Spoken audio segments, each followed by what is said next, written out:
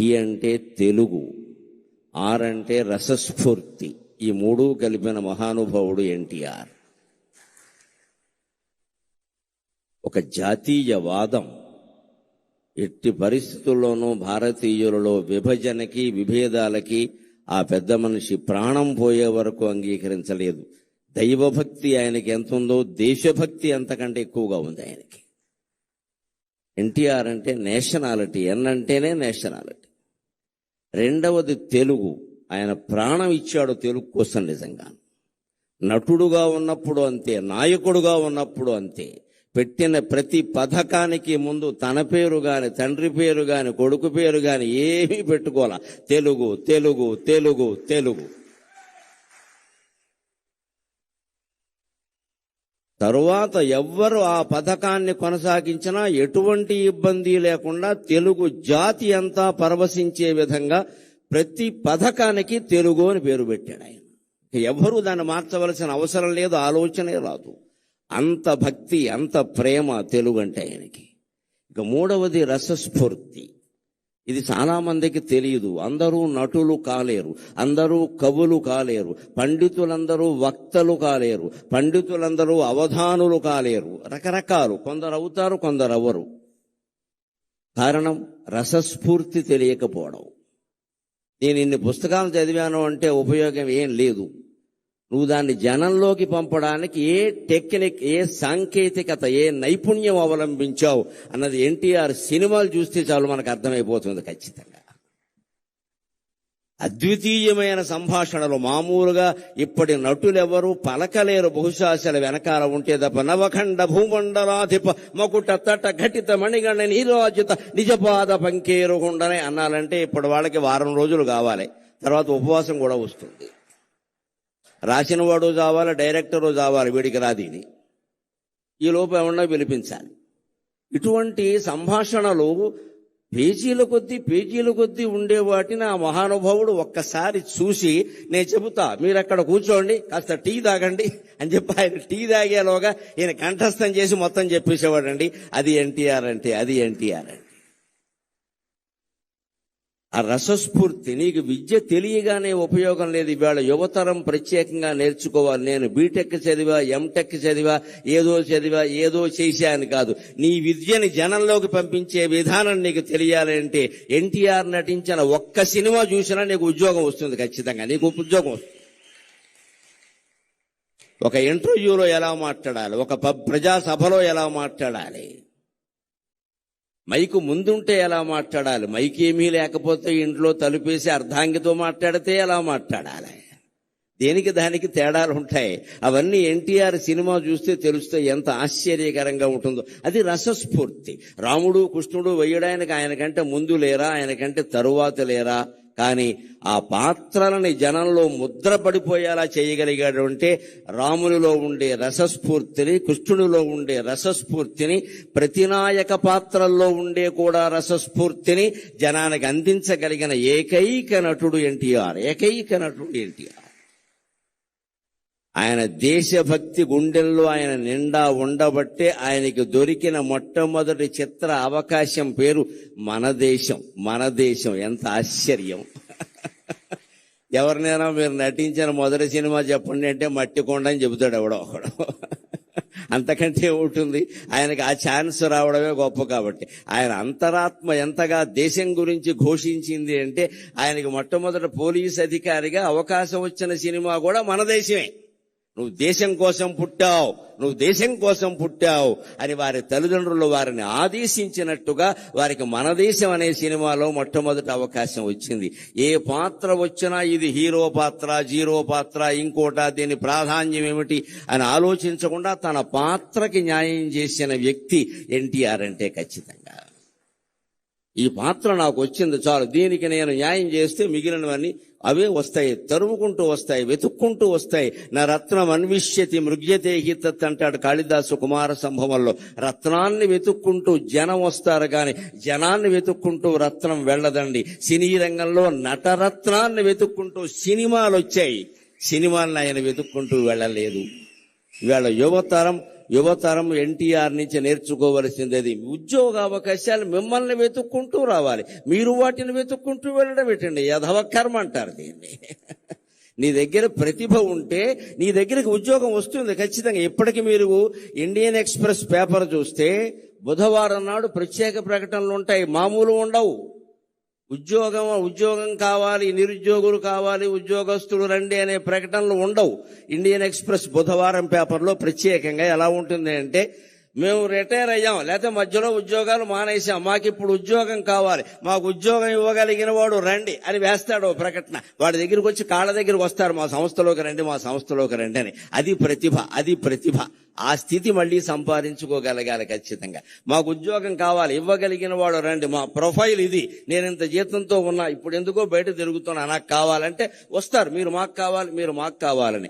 అటువంటి ప్రతిభను యువతరం సంపాదించుకోవాలంటే ఎన్టీఆర్ లాగా దైవభక్తి ఉండాలి, దేశభక్తి ఉండాలి, భాషానురక్తి ఉండాలి, అన్నిటికీ మించి రసస్ఫూర్తి ఉండాలి. అది మనం ఎన్టీఆర్ నుంచి నేర్చుకోవాలి ఖచ్చితంగా.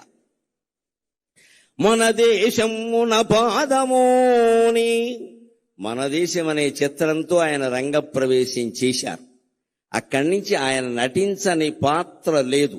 అన్ని రంగాలకి సంబంధించిన అన్ని పాత్రల్లోనూ నటించారు. మన దేశమున పాదమోని నట పద్మశ్రీ పురస్కారియై, నట పద్మశ్రీ పురస్కారియై, ఘన పౌరాణిక తత్వ జానపద సంఘ శ్రేష్ఠ చారిత్రక ప్రణుతింగాంచిన పాత్రలన్నిటినీ, ఘన పౌరాణిక తత్వ జానపద సంఘ శ్రేష్ఠ చారిత్రక ప్రణుతింగాంచిన పాత్రలన్నిటినీ ఔరాయంచు మెప్పించితీవు, ఔరాయంచు మెప్పించితీవు అనఘా అనఘా స్వర్గమునేలు పాత్రగొనినావా, స్వర్గమునేలు పాత్రగొనినావా రమరాయ ప్రభో.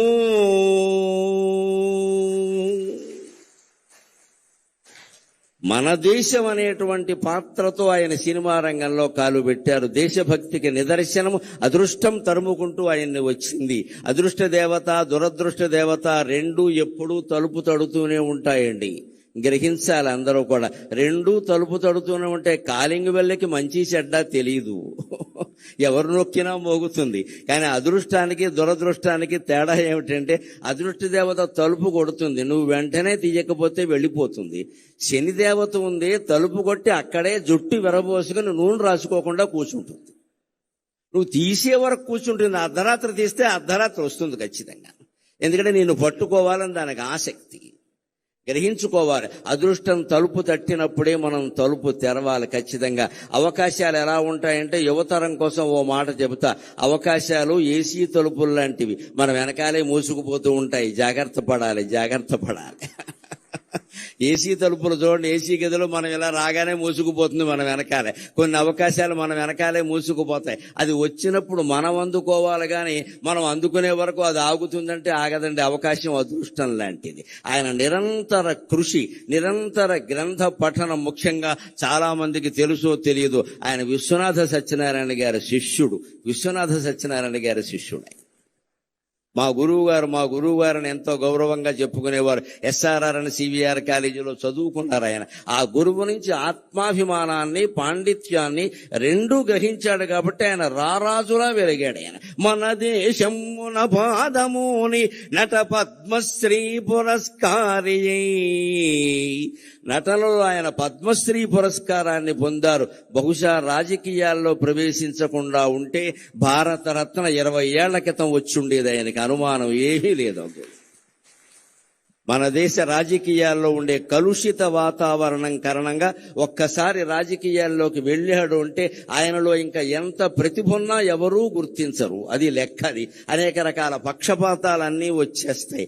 అందుకని అందువల్ల రాలేదు తప్పితే ఇప్పుడు ఎవ్వరూ అడగవలసిన అవసరం లేకుండా యావత్ భారతానికి ఆయన రత్నమే, అనుమానమేం లేదు, అందులో అనుమానమేం లేదు. కొన్ని మహాభారతం తెలుసుకున్నా మహాభారతంలో ఆయన ధరించిన పాత్ర లేదు. ఆ రకంగా కూడా భారతరత్నమే ఆయన. ఆ రాజకీయాల్లో చేరడం కారణంగా పద్మశ్రీతో ఆగిపోయాడు గాని లేకపోతే ఏ బిరుదైతే సరిపోతుందండి ఆయనకి. కానీ అది చాలు ఆయన నటన వైభవానికి. అదే నాకు పద్మశ్రీ వచ్చి 2022 మార్చి 21వ తేదీన నేను పద్మశ్రీ ఎందుకున్నాక నరేంద్ర మోడీ గారు నన్ను పలకరించడానికి వచ్చినప్పుడు నేను ఎంత ఆనందం పొందాలి అంటే, నేను అభిమానించే మహానటుడికి వచ్చిన పద్మశ్రీ ఈనాడు నాకు వచ్చింది కదా అనుకున్నాను. నేను ఈనాడు నాకు వచ్చింది కదా అనుకున్నాను. అంత ఆశీర్వచనం, అంత అభినందన ఉద్దేశ్యం కలిగిన వాడు ఆయన. ఆయన అభినందన అంటే ఆశీర్వచనమే, ఆయన ఆశీర్వచనం అంటే అభినందనే, వేరే ఏమీ ఉండదు. నేను ఒక గొప్ప ఉదాహరణ నన్ను ఆయన ఆశీర్వదించింది జరిగింది కొద్దిసేపట్లో చెబుతాను. సినిమా భాషలో చెప్పాలంటే త్వరలో విడుదల అన్ని ముఖ్య కేంద్రాల్లో.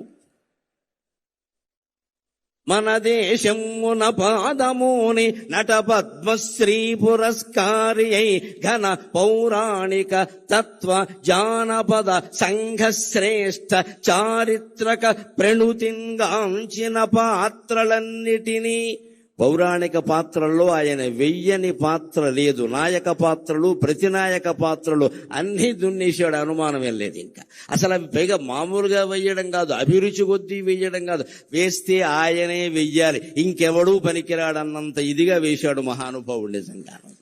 ఇందాక వేద పండితులు అటు ఇటు నుంచుని వేదం చదివారు, గమనించండి. రావిపాటి సత్యనారాయణ గారికి వచ్చిన పుణ్యప్రదమైన ఆలోచనకి నేను చేతులెత్తి నమస్కారం చేస్తున్నాను వారికి. అక్కడ సరిగ్గా శ్రీకృష్ణుడి యొక్క చిత్రం పెట్టారు. రామారావు గారు శ్రీకృష్ణ పాత్ర ధరించింది, ఇలా చక్రం ధరించి ఉన్నది పెట్టారు. నిజంగా వేదం చదువుతూ ఉంటే ఉండవలసిన చిత్రం అదే నిజంగా. సరిగ్గా వేదం చదువుతుంటే అటు సగం మంది ఇటు సగం మంది నిలబడ్డారు చూడండి ఖచ్చితంగా. అది ఏమిటంటే లలితా సహస్రంలో చెబుతారు కదా, ద్విజపంక్తి ద్వయోజ్వల ద్విజపంక్తి ద్వయోజ్వల అంటారు. అమ్మవారి యొక్క పళ్ళ వరస 32 పళ్ళు ఏమిటంటే కింద 16 పైన 16 కదా. అలాగ వేదం చదివేటువంటి పండితులు అటు 16 మంది ఇటు 16 మంది నిలబడి వేదం చదివినట్టుగా నీకుండే 32 పళ్ళు ప్రకాశిస్తున్నాయమ్మా అని ద్విజపంక్తి ద్వయోజ్వల అని చెబుతారు లలితా సహస్రంలో. అంతటి దృశ్యాన్ని వేళ పద్మశ్రీ ఎన్టీఆర్ కల్చరల్ అసోసియేషన్ వారు సత్యనారాయణ గారి నాయకత్వంలో మనకు ఎలా చూపించారు అంటే, ఎన్టీఆర్ శ్రీకృష్ణుడిగా కనిపించేలా చేసి అటు ఇటు ద్విజపంక్తి ద్వయోజ్వల అనేటువంటి దృశ్యాన్ని మనకి సాక్షాత్కరింపజేశారు. నిజంగా మన సంస్కృతిని నిలబెట్టుకోవాలంటే ముందు వేద పండితుల్ని పిలవాలి, వేదస్వస్తి చేయించాలి, కనీసం 5-10 నిమిషాలైనా చేయించాలి. సంప్రదాయం తెలిసిన వాడిని కాబట్టి చెబుతున్నా, ఏవైనా అశుభాలు మీ ఇంట్లో జరుగుతాయి జాతకం ప్రకారం అనేటువంటి అనుమానం మీకు ఏదైనా ఉంటే 4 ఘనపాఠీలను పిలిపించి హాల్లో వేదస్వస్తి చెప్పించండి అమ్మా. అశుభం జరగనే జరగదు, అశుభం జరగనే జరగదు, అన్నీ శుభాలే జరుగుతాయి. వేదం అంత గొప్పది. వేళ దాంతో మనం సభని ప్రారంభించుకున్నాం. ఆ వేదానికి మూలమైన, వేదంతో ప్రారంభమైన శాస్త్రాలు, కావ్యాలు, పురాణాల్లో ఉండే పాత్రలన్నీ అవలోడనం చేసుకుని ఆ మహానుభావుడు పౌరాణిక పాత్రలను నటించాడు. తత్వవేత్తల పాత్రలు, పోతులూరి వీరబ్రహ్మేంద్ర స్వామి గారి పాత్ర ఎలా నటించాడు, నా భూతో నా భవిష్యతి, మరొకడు చెయ్యలేడు అన్నట్టుగానే నటించాడు ఆయన. గౌతమ బుద్ధుడు లాంటి పాత్రలన్నీ వేశాడు. రామకృష్ణ పరమ వివేకానందుడు లాంటి పాత్రలన్నీ వేశాడు. అలాగే ఇక జానపదం ఆయన్ని, కాంతారావు గారిని చెప్పుకున్నాకే ఎవరినైనా చెప్పుకోవాలి. ఆ రోజుల్లో మేము అభిమానులుగా ఊరేగే సందర్భాల్లో ఏ మాట వచ్చినా చెక్కడో వదలడో, కదలడో వదలడో, చెక్కడో దొరకడో, ఇదే గొడవ. అన్ని ఆయన సినిమాలే, మా భాష నిండా ఆ సినిమాలే ఖచ్చితంగా. చెక్కడు, దొరకడు, కదలడు, వదలడు, అన్ని గులీబ కావడి కథ, అన్ని ఇక మొత్తం జానపద చిత్రాలు, రాజులకు సంబంధించిన చిత్రాలన్నింటిలోనూ ఆయనే మహారాజుగా, సేవకుడు దగ్గర నుంచి మహారాజు వరకు అన్ని పాత్రలు వేశారు. సంఘశ్రేష్ఠ సాంఘిక పాత్రల్లో కూడా తక్కువ తినలేదండి ఆయన. చిరంజీవులలో ఆయన పాత్ర ఎటువంటిది, నిజంగా ఆ గుడ్డివాడుగా నటించడం అనేది మరొకటికి సాధ్యమయ్యే విషయమా. ఉమ్మడి కుటుంబం, తల్లా పెళ్ళామ, కోడలు దిద్దిన కాపురం లాంటి సినిమాలు ఎటువంటివి. ఈవేళ మళ్ళీ యువతరానికి, కొత్తగా పెళ్ళైన వాళ్ళకి తల్లా పెళ్ళామ అనే సినిమా చాలా అవసరం. ఈవేళ మళ్ళీ వస్తే బాగుండు ఆ సినిమా అనిపిస్తుంది. కోడలు దిద్దిన కాపురం కూడా చాలా అవసరం. ఈవేళ కోడళ్ళు కాపురాలు దిద్దట్లేదు, కంప్యూటర్లో దిద్దుకుంటున్నారు కూర్చొని ఇక్కడ. అందుకని కోడలు దిద్ది ఇవాళ ఉమ్మడి కుటుంబాలు లేవు, అన్ని మడి కుటుంబాలు, దడి కుటుంబాలు, విడి కుటుంబాలే. అసలు కుటుంబం ఎక్కడుంది? పోయింది, టొంబం మిగిలింది ఇక్కడ. ఇప్పుడు అర్ధాంగులు తక్కువ, ఆర్డర్ పెట్టేవాళ్ళు ఎక్కువ. నమశివాయ నమశివాయ. అర్ధాంగి ఎందుకంటే ఆర్డర్ పెట్టడానికి, నేను ఆర్డర్ పెట్టుకుంటా, నీకేమో ఆర్డర్ పెట్టమంటా అంతే. మీకు ఇంకా గుంటూరులో కాపురాలు ఏమైనా ఉన్నాయేమో కానీ మాకు హైదరాబాద్లో కాపురాలు లేవు. హైదరాబాద్లో కాపురం చేస్తున్న దంపతులు కాదు, స్విగ్గీ జొమాటో, అది వాళ్లే కాపురం చేస్తారు. స్విగ్గీ భార్య, జొమాటో భర్త, ఇందులో వీళ్ళకిద్దరు పిల్లలు ఉంటారు. ఒకళ్ళు పొటాటో, ఒకళ్ళు టొమాటో. మగపిల్లలు కాస్త గట్టిగా ఉంటారు కాబట్టి పొటాటో, ఆడపిల్లలు మెత్తగా ఉంటారు కాబట్టి టొమాటో అంతే. స్విగ్గీ జొమాటోలు కాపురం చేస్తున్నాయి కానీ పిల్లలు ఎవరు కాపురాలు చేయట్లేదండి హైదరాబాద్లో. ప్రతిరోజు ఆర్డర్ పెట్టడమే.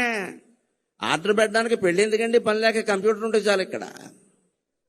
అలా తయారైన మన సమాజానికి ఇవాళ రామారావు గారు నటించిన ఉమ్మడి కుటుంబం, తెల్లా పెళ్ళామా, కోడలు దిద్దిన కాపురం, రైతు బిడ్డ లాంటి సినిమాలు మళ్ళీ రావాలండి. మళ్ళీ రీ రిలీజ్ కావాలండి. రైతు బిడ్డ సినిమా ఇప్పుడు మళ్లీ విడుదలైతే ఆయన నాగలి పట్టుకుని భుజం మీద ఉన్న దృశ్యం చూస్తే మళ్లీ గుంటూరు జిల్లా నుంచి అమెరికా వెళ్లిన వాళ్ళందరూ వచ్చి వ్యవసాయం చేస్తారండి. నాకు ఆ నమ్మకం ఉంది ఖచ్చితంగా. మొగాడంటే ఎలా ఉండాలరా, మనిషి అంటే ఎలా ఉండాలరా అని చెప్పి అమెరికా వెళ్లిపోయిన వాళ్ళందరూ వచ్చి వ్యవసాయం చేస్తారండి ఖచ్చితంగా. సినిమాల ప్రభావం సామాన్యమైనది కాదండి. సినిమా చాలా పవర్ఫుల్ మీడియా, చాలా శక్తివంతమైన ప్రసార సాధనం. అది దాన్ని ప్రజా సంక్షేమం కోసం, దైవభక్తి పెంచడానికి, దేశభక్తి పెంచడానికి ఉపయోగించుకున్న మహానటుడు ఎన్టీఆర్. ఆయన స్వార్థం కోసం ఆయన నటించలేదు, ప్రజల్లో విలువలు పెరగడానికి నటించారు. అందుకే ఇందాక సత్యనారాయణ గారి ప్రసంగంలో మీరు విన్నారు. వాళ్ళు అసోసియేషన్ పెట్టాక ఆయన్ని పిలిచి సన్మానం చేస్తే, ఏమిటయ్యా అసోసియేషన్ ఊరికే సినిమాలు చూస్తూ కూర్చుంటారా, ప్రజలకు ఏమైనా చేయండి అన్నట్టే. సమాజానికి ఏమైనా చేయండి.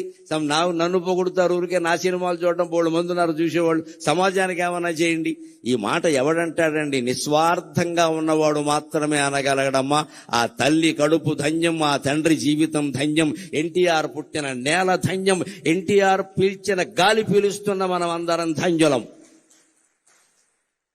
పౌరాణిక, చారిత్రక, తత్వ, జానపద, చారిత్రక, సాంఘిక శ్రేష్టమైన పాత్రలు, చారిత్రకమైన పాత్రలు. ఒక కృష్ణదేవరాయల పాత్ర, ఒక చంద్రగుప్తుని పాత్ర ఎవరు నటించగలరండి? ఒక్క ఎన్టీ రామారావు గారు తప్ప.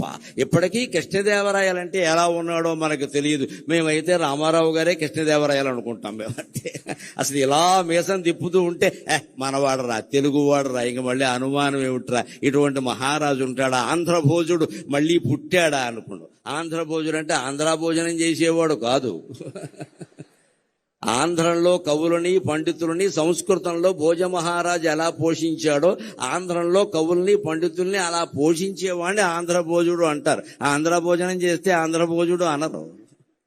అలాగా ఎందులో నటించినా ఒక ముద్ర వేసే విధంగా వివేకానందుడు చెప్పినట్టుగా ఎవరైనా ఎన్నేళ్లు బతుకుతారు ఈ ప్రపంచంలో, నీదంటూ ఒక ముద్ర వేసి వెళ్ళు అంటాడు ఆయన. అలాగా ఆయన ముద్ర అనేక రకాలుగా వేసి వెళ్ళిన మహానుభావుడు. ముద్ర కాదు, భద్రమూర్తి ఎన్టీఆర్ అంటే. ఆయన ఇప్పుడు కూడా ఒక పాత్ర ధరిస్తున్నాడు. ఆయన స్థాయికి తగిన పాత్ర ఆయన ధరిస్తాడు. ఎప్పుడు ఇక్కడ మహారాజుగా నటించాడు కదా. అందుకే భగవంతుడు ఆయనకి ఇచ్చిన యోగం ఏమిటంటే, అనగా స్వర్గమునేలు పాత్ర గొనినావా రామరాయ ప్రభో. ఏమయ్యా, ఇన్ని రకాల మహారాజుల పాత్రలు వేసావు కదా, స్వర్గాన్ని పరిపాలించే పాత్ర తీసుకోవయ్యా అని భగవంతుడు, దేవేంద్రుడు స్వయంగా పిలిచి రామారావు గారికి స్వర్గం ఇచ్చాడు. అక్కడ ఆయన పరిపాలన చేస్తున్నాడు. ఆయనకి ఏ లోటు జరగడం లేదు. మనం దాని గురించి కంగారు పడక్కల్లా. ఇక్కడ వైవిఎస్ చౌదరి గారిని పక్కన పెట్టుకుని నేను ఒక మాట చెప్పాలి. ఈయన ప్రతి సంవత్సరం మే 28వ తేదీని ప్రముఖ పత్రికలన్నిట్లో ఫుల్ పేజీ ప్రకటన ఇస్తాడు పూర్తిగా. ఇప్పుడు కాదు, ఒక 30 ఏళ్ళు 40 ఏళ్ళు చాలా ఏళ్లుగా జరుగుతోంది, చూస్తున్నాను. ఆ రోజు నేను మే 27 రాత్రి నిద్రపోతూ తెల్లారితే చౌదరి గారు ప్రకటించిన ఫోటో ఎప్పుడు వస్తుందా అని చూస్తాను. ఎన్టీ రామారావు ఫోటో. అది సరిగ్గా ఇలా బొగ్గమే చేయట్టుకుంటా. ఇలా ఉండి ఇలా బొగ్గ మీద చెయ్యట్టుకుని ఉంటుంది. అసలు ఆ ముక్కుకి ఇవ్వచ్చండి ₹1 కోటి, అనుమానం ఏం లేదు అక్కడ. ఇక మిగిలిన అవయవాలకు ఎంతో లెక్కలు కట్టుకోండి, నాకు అనవసరం. నేను ఆ ముక్కు చూస్తూ కూర్చుంటా. ఈ ముక్కు ఎవడకుంది అసలు? ముక్కు మీద కోపం ఉన్న వాళ్ళు చాలా మంది ఉన్నారు, కానీ ఆ ముక్కు ఎవడకుంది? కోటేరు లాంటి ముక్కు అని కావ్యాల్లో, సినిమా పాటల్లో పూర్వం వారి కోటేరు లాంటి ముక్కు అండి నిజంగా అయింది. ఆ ముక్కు చూసి ఈ ఫోటో ఈయన ఎక్కడ పట్టుకున్నాడని నేను అడిగాను ఒకసారి. నేను ఇప్పుడు రక్త సంబంధం సినిమాలో సావిత్రి చంద్రుని మించు అందములకించు అంటే ఆ ఫోటో గోడకు తగిలించి ఒక 4 సార్లు చూపించారట. మళ్ళీ ఏ సినిమాలోనూ లేదు, ఎప్పుడూ లేదు. దాన్ని పట్టుకుని ఆయన పరిపూర్ణమైన సంతృప్త హృదయంతో ఇప్పుడు నీ సేవలో ప్రభువుని ఒకే రకమైన మాట రాసి ప్రతి సంవత్సరం వేస్తారండి. మా ఇద్దరి మధ్య బంధుత్వం అదే ప్రధానంగా, ఆ ఒక్క ఫోటో. ఈ ఫోటో ఎక్కడ దొరికిందండి బాబు? ఇది రాముడి కంటే కృష్ణుడి కంటే అందంగా ఉందన్నా నేను. ఇలా బొగ్గ మీద చేయి పెట్టుకుని ఉంటే అస్సలు అది కాదండి. ఆయన చూసిన వాళ్ళు 16 ఏళ్ల అమ్మాయిలు కూడా ఎన్టీఆర్ వెనకాల పడాల్సిందే. ఆ ముక్కు అంటే అంతే, ఇంకా కోటేరు లాంటి ముక్కు అంటే అంతే. అటువంటి ముక్కున్న మొగుడు దొరికితే ముక్కోటి దేవతలకు మొక్కుకోనట్టు లెక్క. బండ ముక్కులు బొర్ర ముక్కులు కాదు ఎంతసేపు. ముక్కు అంటే ఎన్టీ రామారావు ముక్కులో ఉండాలి. ఆ ముక్కుకు జాలి ఇంకేం అక్కల. ఆయన నటన నుంచి కదా, ఆయన జీవితం నుంచి కూడా మనం నేర్చుకోవలసింది క్రమశిక్షణ. 3:30 అంటే 3:30. ముఖ్యమంత్రిగా ఉన్నా 3:30, నటుడుగా ఉన్నా 3:30, వాళ్ళ నాన్నగారి దగ్గర వ్యవసాయం చేసినా 3:30. ఎప్పుడైనా 3:30. తండ్రి నుంచి నేర్చుకున్నదే. ఎప్పుడు 3:35కి లేచే అలవాటు ఆయనకి లేదు. గండిపేట ఆశ్రమంలో ఉన్నా సరే కార్యదర్శులు వణికిపోయేవారు. ఎందుకంటే ఈయన 3:30కి లేస్తాడు, 4:30కి బల దగ్గరికి వచ్చి కూర్చుంటాడు. వెంటనే వాళ్ళు వచ్చి నిలబడాలి అక్కడ, లేకపోతే అయిపోతుంది ఇక్కడ. క్రమశిక్షణ అంటే నాయకుడైన వాడు ముందు తాను కలిగి ఉండి ఇతరులకి చెప్పాలి. బ్రాహ్మీ ముహూర్తంలో లేచాడండి. 4 గంటల నుంచి 5:30 వరకు ఉండే ముహూర్తాన్ని ప్రధానంగా బ్రాహ్మీ ముహూర్తం అంటారు. ఆ ముహూర్తంలో పిల్లలు ఇవాళ యువతరం లేచి మొహం గడుక్కుని కూర్చుని చదువుకుంటే రాని విద్య ఉండదండి. సరస్వతీ కటాక్షం కలుగుతుంది ఖచ్చితంగా.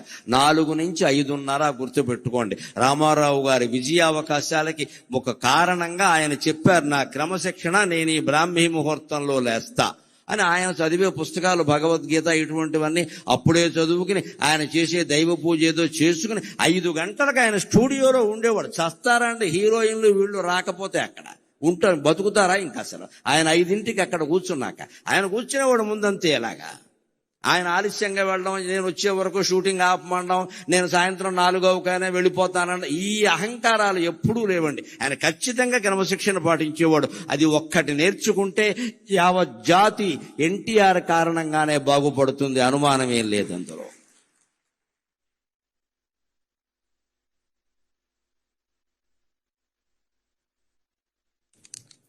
ఆయన ధరించిన పాత్రల్లో వైవిధ్యాన్ని గురించి ఒక్క మాట చెబుతాను నేను. విద్వాంస్తుష్ట పద్యమేకం దదాతి అంటారు. మాబోటి పండితులకి నిజంగా హృదయం ఆనందమైతే మాటలు రావు, పద్యాలు వస్తాయి. సాకేత రాముడై సాక్షాత్కరించినన్ వాల్మీకి వర్ణనల్ వాస్తవమగు.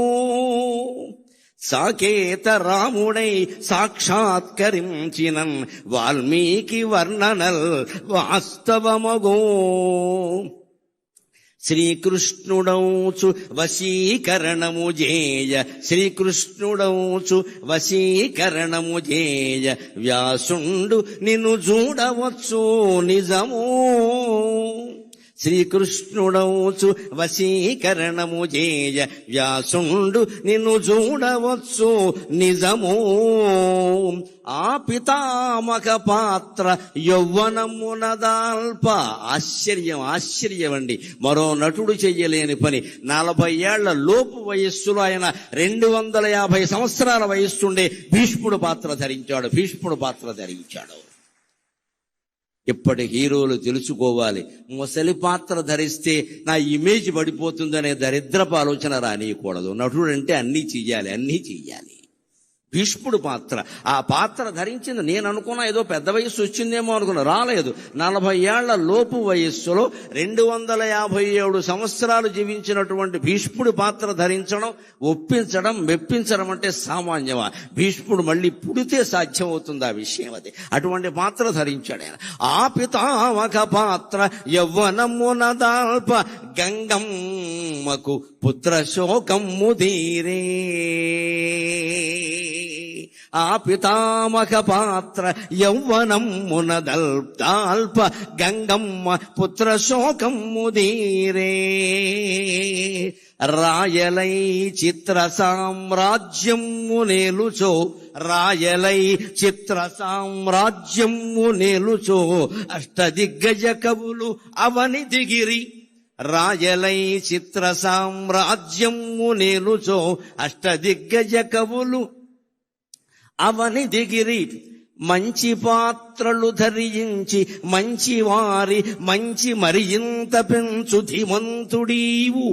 ఆయనలో 2 కోణాలు ఉన్నాయి, గమనించండి. 2 మేలే చేశాయి. మంచి పాత్రలు ధరించి మంచి వారి మంచి మరింత పెంచు ధీమంతుడీవు. చెడ్డ పాత్రలు ధరించి చెడుగునైన మంచిగా మార్చివేయు పెన్మాయవీవు. రాముడు పాత్ర వేస్తే వాల్మీకి దిగి వచ్చి నేను రామాయణంలో ఎలా వర్ణించానో అలా ఉన్న రాముడు ఎన్టీ రామారావు ఒక్కడే అని ఆనందిస్తాడు. అనుమానమేం లేదు ఇక్కడ. ధర్మజ్ఞశ్చ కృతజ్ఞశ్చ సత్యవాక్యో దృఢవ్రతః వృషోరస్కః శ్రీ వృషస్కంధక అని అద్భుతంగా వర్ణిస్తాడు వాల్మీకి రామాయణంలో రాముడిని. అంతటి పర్సనాలిటీ దైహికంగాను, భౌతికంగాను, నైతికంగాను, మానసికంగాను కలిగిన వాడు తెలుగు నటులలో కాదు, ప్రపంచ నటులలో రామారావు ఒక్కడే, మరొకడు లేడు. ఈయన రాముడు పాత్ర లవకుశలో ధరిస్తే మా చిన్నతనంలో విన్న మాట పరవశించిపోయాం. మా అమ్మగారు జీవితంలో చూసిన సినిమా ఒకే ఒక్కటి, అదే లవకుశ. అప్పట్లో బ్రాహ్మణ స్త్రీలు, అసలు స్త్రీలు, అందున బ్రాహ్మణ స్త్రీలు సినిమాలకు వెళ్లే అవకాశం లేదమ్మా, వాళ్ళకు కుదిరే పని కాదు. కానీ లవకుశ సినిమా వచ్చాక మా నాన్నగారితో దెబ్బలాడి మా అమ్మ సినిమా చూసి పెద్ద బండి కట్టుకుని వెళ్ళడం, దానికి 2 ఇంటర్వెల్స్ ఇచ్చేవారు. 37 ఏళ్ల సినిమా అది. విజయవాడ దుర్గా కళామందిరంలో లవకుశ సినిమా ఏడాదికి పైగా ప్రదర్శించబడిందండి. తెలుగు జాతి పరవశించిపోవలసిన విషయం. దుర్గా కళామందిరం అంటే ఎప్పటికీ ఎన్టీ రామారావు గారు టాకీస్ అయ్యేదండి. ఏడాది పైన ప్రదర్శించబడ్డాం. ఆ లవకుశలో ఉన్న రాముణ్ణి చూస్తే వాల్మీకి నేను 16 లక్షణాలు చెప్పింది ఇటువంటి వాడిని కదా. ధర్మజ్ఞశ్చ కృతజ్ఞశ్చ సత్యవాక్యో దృఢవ్రతః కోన్వస్మిన్ సాంప్రదములోకి గుణవాన్ కశ్చ వీర్యవాన్ అని చెప్పానే నేను బాలకాండలో. ఆ లక్షణాలన్నీ మూర్తిభవించిన వాడు ఇంతకాలానికి ఆంధ్రదేశంలో పుట్టాడు రాని వాల్మీకి ఆయన ఆశీర్వదించాడండి. అందుకని అంతవాడయ్యాడు. అదే శ్రీకృష్ణ పాత్ర ధరిస్తే ఇక చెప్పవలసిన అవసరం లేదు. ఆ ఒయ్యారం, ఆ సొగసు, ఆ ఎక్కడ అవసరమైన చోట కాఠిన్యం, అవసరమైన చోట చిరునవ్వు. శ్రీకృష్ణుడు అంటేనే పెద్ద మాయ. రామో విగ్రహవాన్ ధర్మః. రాముడి జీవితం తెరిచిన పుస్తకం. రాముడు అధర్మం చెయ్యడు. మనకి తెలియక మాట్లాడుకుంటాం కానీ రాముడు అధర్మం చెయ్యడు. రాముని జీవిత చరిత్ర అంతా ముక్కుసూటిగా ఉంటుంది. శ్రీకృష్ణుడి ధర్మం కాదు, అలా ఉండదు. లీల, శ్రీకృష్ణ లీల. లీల అంటే అర్థం ఏమిటి? కర్మ అంటే అర్థం ఏమిటి? ఆనందం కోసం చేసేది కర్మ, ఆనందంగా ఉండి చేసేది లీల. అది శ్రీకృష్ణ అవతారం ధర్మం. మనం ప్రతి పని ఆనందం కోసం చేస్తాం కాబట్టి మన కర్మ మనం అనుభవించాలి, మంచి అయినా చెడ్డైనా. తాను స్వయంగానే ఆనందో బ్రహ్మేతి వ్యజానాత్ ఆనందాదేవ కల్విమాని భూతాని జాయంతి ఆనందేన జాతాని జీవంతి ఆనందం ప్రయంజభిషం విశంతీతి అని వేదం చెప్పినట్టుగా ఆనంద స్వరూపుడై ఉండి పరమాత్మ కర్మలు చేస్తాడు. కాబట్టి శ్రీకృష్ణ అవతారం తర్వాత పరమాత్మ అనుభవించవలసిన కర్మఫలాలు ఏమీ లేవు. ఇది పౌరాణిక రహస్యం. రాముడు చేసినటువంటి కొన్ని పొరపాట్లు, తప్పులు, ఒప్పులు ఏమున్నా వాటిని కృష్ణావతారంలో అనుభవించాల్సి వచ్చింది. కానీ శ్రీకృష్ణ పరమాత్మ చేసింది ఏది అనుభవించాల్సి రాలా. ఎందుకంటే రాముడు నేను మనిషిని ఆత్మానం మానుషం మన్యే రామం దశరథాత్మజం అన్నాడు. నువ్వు దేవుడు అయ్యాను ఋషులు చెప్పినా సరే నాకు అవన్నీ తెలియదండి, నా పేరు రాముడండి, మా నాన్నగారు దశరథుడండి, మా అమ్మ కౌశల్యండి, బళ్ళు అలాగే పేరు రాశారండి అని చెప్పాడు. నేను మనిషిని, నేను మానవుడుగానే పుట్టాను, మానవుడుగా ఉండి ధర్మాన్ని ఎలా గెలిపించాలో ఆ ప్రయత్నం అంతా నేను చేస్తాను, ఓడిపోతే ఓడిపోతానన్నాడు రాముడు. రాముడు ధర్మానికి ప్రత్యేక, శ్రీకృష్ణుడు ధర్మం కాదు అధర్మం కాదు లీలకి ప్రత్యేకంగా. అంటే అసలు శ్రీకృష్ణుడు చేసిన పని మంచో చెడ్డో గ్రహించడానికి మన బుర్ర సరిపోదు, దాన్నే లీల అంటారు ఖచ్చితంగా. అది మళ్ళీ వ్యాస భాగవతం చదివితేనే అర్థమవుతుంది ఖచ్చితంగా. అటువంటి లీలామానుష వేషధారి పాత్ర ధరించడం చాలా కష్టం. రాముడు స్ట్రైట్ ఫార్వర్డ్, ముక్కుసూటిగా ఉంటాడు. ఆ నేచర్, ఆ స్వభావం ఉన్నవాళ్ళు ధరించేయచ్చు, అభ్యంతరం లేదు. కానీ కృష్ణుడు పాత్ర ధరించడం చాలా కష్టం. సత్యభామ కాళ్ళు పట్టుకున్నది కృష్ణుడే, రుక్మిణి చేత, తల్లి సత్యభామ చేత రుక్మిణి కాళ్ళు పట్టించింది కృష్ణుడే. ఇంత నేర్పుండాలంటే మరొకడికి సాధ్యమా? ఆయన ఒక్కడే ఆ పాత్ర ధరించాడు ఖచ్చితంగా. అలాగ శ్రీకృష్ణ పాత్రకు పైగా ప్రత్యేకత ఏమిటంటే కర్షతీతి కృష్ణ అంటారు. అయ్యా వారిని కూర్చోబెట్టండి, వేద పండితులు ఎక్కడొకటి కూర్చోబెట్టి కర్షతీతి కృష్ణ అంటారు. ఆకర్షించడమే కృష్ణుని యొక్క ప్రధాన లక్షణం. కొన్ని కోట్ల మందిని ఆకర్షించాడు ఆయన ఒక్కసారిగా. మళ్ళీ అంతగా తెలుగు జాతిని కాదమ్మా, యావత్ సినీ జగత్తుని ఆకర్షించిన వాడు ఎన్టీఆర్ ఒక్కడే. ఆ 3 అక్షరాలు ఏదో ఓంకారంలో ఉండే అకార ఉకార మకారాల్లాగా, ఐం హ్రీం శ్రీం అనే మంత్రాక్షరాల్లాగా ఎన్టీఆర్ అనే అక్షరాలు తెలుగు జాతిని పరవశింపజేసాయి మొత్తం మీద. అంత ఆకర్షణ శక్తి ఉన్నవాడు కాబట్టి ఆయన కృష్ణ పాత్ర వేయగలిగాడు. మనకి తెలియకపోవచ్చు కానీ ఏదో ఒక ఉపాసన లేకుండా అటువంటి పాత్రలు వేయడం సాధ్యం కాదండి. ఆయన రాముడు కృష్ణుడే కాదు, పౌరాణిక చిత్రాల్లో ఏ పాత్ర ధరించినా ఉపవాసం ఉండేవాట ఖచ్చితంగా. మాంసాహారం తినేవాడు కాదు, అలవాటైన మనిషి అయినా తినేవాడు కాదు, నేల మీదే పడుకునేవాడు. ఆయన ఇష్టదైవమైన వెంకటేశ్వర స్వామిని ధ్యానించేవాడు. ఆ కారణంగా ఆయనకు అనుగ్రహం పుష్కలంగా కలిగింది. ఆ పాత్రలో ఆయనే జీవించాడు. అందుకే ఆయన కృష్ణ పాత్ర ధరిస్తే నా అభిప్రాయం ఏమిటి అంటే, శ్రీకృష్ణుడౌచు వశీకరణము చేయ వ్యాసుండు నిన్ను చూడవచ్చు నిజము. నేను చిత్రించినటువంటి కృష్ణ పరమాత్మ, నేను కళ్ళతో దర్శించిన పరమాత్మ మళ్ళీ పుట్టాడు తెలుగునాట అని వ్యాసుడు నిన్ను చూడ్డానికి వస్తాడయా ఖచ్చితంగా అంటున్నావు. ఇంకో మాట, ఆయన భీష్మ పాత్ర నటించడం నిండు వయస్సులో, ఇంకా ప్రౌఢ వయస్సు కూడా కాదు, యవ్వనం దాటిన వయస్సులో నటించడం చాలా చిత్రమైన విషయం అది. ఆ పితామకు పాత్ర యవ్వనమున దాల్ప గంగమ్మ పుత్ర శోకమ్ము దీరే. భారతంలో ఒక రహస్యం ఏమిటంటే, అర్జునుడు కూడా చనిపోయాడు, మళ్ళీ పుట్టాడు. అభిమన్యుడు చనిపోవడం కాదు, అర్జునుడు కూడా చనిపోయాడు, ఖచ్చితంగా చనిపోయాడు. అశ్వమేధ పర్వం చదువుకుంటే తెలుస్తుంది. పైగా ఎవరి చేతుల్లో చనిపోయాడో తెలుసా? దారుణం, కొడుకు చేతుల్లో చనిపోయాడు. ఎవరా కొడుకు? చిత్రాంగదికి పుట్టినవాడు బభ్రువాహనుడు. బభ్రువాహనుడు అర్జునుడిని చంపుతాడు యుద్ధంలో. ఆ యుద్ధం ఆయన కొందెచ్చుకున్నాడు అర్జునుడు పూర్తిగా బతికి లేడండి, చచ్చిపోయి మళ్ళీ పుట్టాడు. ఎవరి వల్ల పుట్టాడు? ఉలూపి నాగకన్య మంత్రం వేసి బతికించింది. ఈ కథకి మూలం ఏమిటంటే, ఇది ఎందుకు ఇలా జరిగింది, అర్జునుడు లాంటి వాడికి కూడా చావు ఏమిటి, మళ్ళీ పుట్టడం ఏమిటి, ఎందుకు జరిగిందంటే ఎవరి కర్మ వారు అనుభవించాల్సిందే. భీష్ముడిని చంపిన విధానం ఎవరికి నచ్చినా ఎవరికి నచ్చకపోయినా, చివరికి భీష్ముడికే నచ్చినా గంగాదేవికి నచ్చలేదు, కన్న తల్లి కదా. మా అబ్బాయిని అన్యాయంగా చంపారు 257 సంవత్సరాలు పెళ్లి చేసుకోకుండా, తోడు నీడ లేకుండా, కష్టసుఖాలు చెప్పుకునేందుకు మనిషి లేకుండా రాజ్యత్యాగం చేసి బతికిన వాడిని శిఖండిని అడ్డం పెట్టుకుని చంపుతారా? నా కొడుకు చావుకి కారణమైన వాడు కొడుకు చేతుల్లోనే చనిపోతాడు అని గంగమ్మ శాపం ఇచ్చిందండి. ఇది భారతంలో ఉంటుంది ఖచ్చితంగా. ఆ శాపం అమలైంది. పాండవులు జయించారన్న పేరే గాని పొందిందేమీ లేదు. ఇక్కడ మన తెలుగులో కూడా ఒక సామెత, పాండవుల ప్రభుత్వం వచ్చాక మొదటి బడ్జెట్ అంతా కౌరవుల తద్దినాలకు సరిపోయింది. స్పీకర్ గారు ఉండగా చెప్పుకోవలసిన మాట. ధర్మరాజు గారి స్థానంలో ఆర్థిక మంత్రి ఎవరున్నారో కానీ వారు ప్రవేశపెట్టిన బడ్జెట్ అంతా కౌరవుల తద్దినాలకు సరిపోయి. అందుకని తెలుగులో సామెత, పాండవుల సంపాదన అంతా కౌరవుల తద్దినాలే సరిపోయిందని. ఏమి సాధించావు నువ్వు ఇక్కడ? ఊరికే గెలిచావన్న పేరు కానీ. అది కూడా అశ్వమేధ పర్వం వచ్చాక మళ్ళీ అశ్వమేధ యాగం చేద్దామని అర్జునుడు బయలుదేరితే అనేక రాజ్యాలకి పంపిస్తారు. అశ్వమేధం లవకుశలో కూడా ఉంది, తెలుసును కదా, పంపిస్తారు. గుర్రం ముఖం మీద ఒక పలకం ఏర్పాటు చేస్తారు. ఎవరైనా మా సామ్రాజ్యాన్ని అంగీకరించిన వాళ్ళు ఉంటే మా రాజుతో యుద్ధం చేయండి అంటారు. అందరూ అంగీకరించారు, దానికేమి ఇబ్బంది లేదు. కౌరవులనే జయించిన వాళ్ళు మిగిలిన వాళ్ళని జయించరా? బభ్రువాహనుడు పాపం వినయ సంపన్నుడు, ఒక్కొక్కడు కష్టాలు కొని తెచ్చుకుంటాడు. అర్జునుడు అంటే అలా ప్రవర్తించాడు. అక్కడ కర్మ, ఎందుకంటే గంగమ్మ శాపం, ఆ బుద్ధి అలా పనిచేసింది. బుద్ధి కర్మానుసారనే. ఆయన ఎదురొచ్చాడు, తండ్రిని తెలుసు, చిత్రాంగదగా పుట్టాడు ఆయన. తండ్రిని తెలుసు, నాన్నగారు మీరు వచ్చారు సంతోషం, మీతో నాకు యుద్ధం ఏమిటి?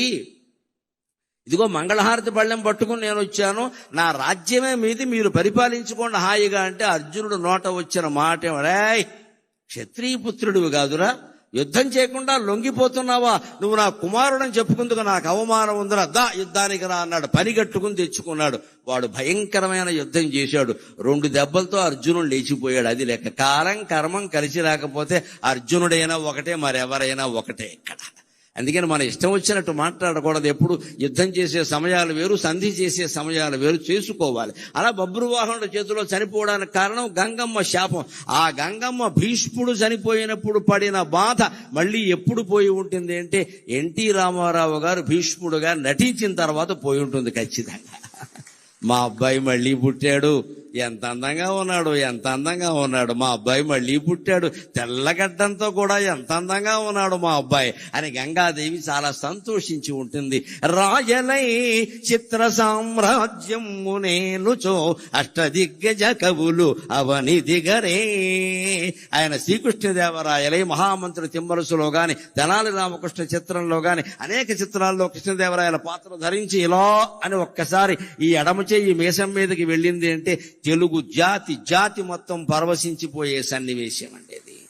అది చిత్రాలుగా తయారు చేసి మన ఇళ్లలో పెట్టుకుని మన పిల్లలకి చెప్పాలి, మన జాతి అంటే ఇదిరా, మన జాతి అంటే ఇదిరా, కృష్ణదేవరాయలు పరిపాలించిన భూమిరా ఇది, మరో రకంగా ఉండకూడదురా, మన భాషను మనం కాపాడుకోవాలని చెప్పడానికి వాళ్ళ కృష్ణదేవరాయలు లేడు. కానీ ఎన్టీ రామారావు కృష్ణదేవరాయలు వేసిన బొమ్మ మీ ఇంట్లో పెట్టండి, మీ పిల్లలకి చెప్పండి, భాష మిగులుతుంది, భగవంతుడు మిగులుతాడు. అంతటి ప్రేరణ. ఇంకా ఆయన జీవితంలో ఒక వైవిధ్యం ఏమిటంటే మంచి పాత్రలు ధరించి మంచి వారి మంచి మరి ఇంత పెంచు ధీమంతుడీవు. రాముడు వేసిన, కృష్ణుడు వేసిన, భీముడు పాత్ర వేసిన, భీష్ముడు పాత్ర వేసిన వారిలో ఉండే మంచితనాన్ని మరింత బాగా చూపించారు. ఎప్పుడు శాస్త్రంలో ఒక మాట ఉంటుంది, అర్థవాదం అంటారు. మన పురాణాలన్నీ అర్థవాదం ప్రకారమే ఉంటాయి. అర్థవాదం అంటే ఏమిటంటే ప్రజల చేత ఏ పని చేయించాలో దానికి కాస్త నమ్మకాలు అన్ని జోడించి ఘాటుగా చెప్తారు, నాటుకునేలా చెప్తారు. అది పూర్తిగా నిజం కాదు, అది అర్థవాదం. దాని పేరే అర్థవాదం, సగమే నిజమని. కానీ ఎందుకు చెబుతారు అంటే ఒకడు దుఃఖపడుతున్నాడు, వాడు దుఃఖం పోవాలి. నువ్వు తత్వజ్ఞానం బోధిస్తే వాడికి ఎక్కదు. కానీ బాబు ఇక్కడ పట్టాపురంలో సత్యనారాయణ స్వామి గుడి ఉంది, రోజు ఒక 100 సార్లు, ఒక 10 సార్లు ప్రదక్షిణం చేయి, ఒక 40 రోజులు ఖచ్చితంగా చేయి, సత్యనారాయణ స్వామి నీ దుఃఖాన్ని తొలగిస్తాడు అంటే తొలగించకపోవడం సత్యనారాయణ స్వామి బాధ్యత. కానీ ముందు వీడు మనస్సులో ఉండే బాధ సగం తగ్గిపోతుందండి. అది దాని ప్రయోజనం. ఇది అందరూ అంగీకరించే విషయం. దీన్నే పురాణాల్లో అర్థవాదం అంటారు. అది పూర్తిగా మోక్షాన్ని ఇవ్వదు, జ్ఞానాన్ని ఇవ్వదు, కానీ మనిషి దుఃఖాన్ని ఉపశమింపజేస్తుంది. మనం రోగంతో బాధపడుతున్నప్పుడు మందులు వాడుతున్నా తగ్గకపోవచ్చమ్మా, కానీ ఆత్మీయులైన వారు ఎవరన్నా వచ్చి పలకరిస్తే తగ్గినట్టుగా ఉండట్లా. వాళ్ళు వెడుతుంటే అత్తయ్య రాకరాక వచ్చావు, కాసేపు కూర్చో, 2 మాటలు మాట్లాడు, నీతో మాట్లాడుతుంటే నాకు తగ్గినట్టుగా ఉంది అని అనిపించట్లేదండి. అదే అర్థవాదం. ఆ అర్థవాదం ప్రకారం ఎలా ఉంటుందంటే మీరు మంచి చేయించాలి అంటే మంచి మనిషిలో ఉండే మంచిని పెంచండి, బాగా పెంచండి. ఇంకొంచెం మీరు అబద్ధం చెప్పినా ఏం పర్వాలేదు, పురాణాల్లో లేనిది చెప్పినా తప్పేం లేదు, సమాజం బాగుపడటం కోసం చెప్పాం. అలాగే చెడ్డ పాత్రల ప్రభావం సమాజం మీద లేకుండా ఉండాలి అంటే ఆ పాత్రల్లో ఉండే చెడుని వీలైనంత తొలగించి మంచి చూపిస్తే సమాజం బాగుంటుంది. ఇది రామారావు గారి ఉద్దేశం. ఆయన మంచి పాత్రల్లో ఉండే మంచిని పెంచేశాడు. చెడ్డ పాత్రలు ధరించి చెడును కూడా మంచిగా మార్చి పెన్మాయవీవు. మనం ఆయన శ్రీమద్ విరాట పర్వం చూస్తే కీచకుడు కూడా మంచివాడేనా అనిపిస్తుంది. దానవీర సూరకర్ణ చూస్తే కర్ణుడు ఇంత అద్భుతమైన వాడా అనిపిస్తుంది. దుర్యోధనుడు ఇంతకంటే ఇంత గొప్పవాడా అనిపిస్తుంది. వారిలో ఉండే మానవతా కోణాన్ని ప్రత్యేకంగా ప్రదర్శించాడు ఆయన. మొత్తం మీద రామారావు గారి ఉద్దేశం సమాజం బాగుండడం, సమాజం బాగుండడం, సమాజం బాగుండడం. పెంచవలసిన దాన్ని పెంచాలి, నిందించవలసిన దాన్ని నిందించాలి, కొంచెం తీవ్రంగానే చెయ్యాలి దాన్ని. అప్పుడే సమాజం మీద ప్రభావం ఉంటుంది ఖచ్చితంగా. ఇంకొక మాట వారి గురించి మనం చెప్పుకోవలసింది.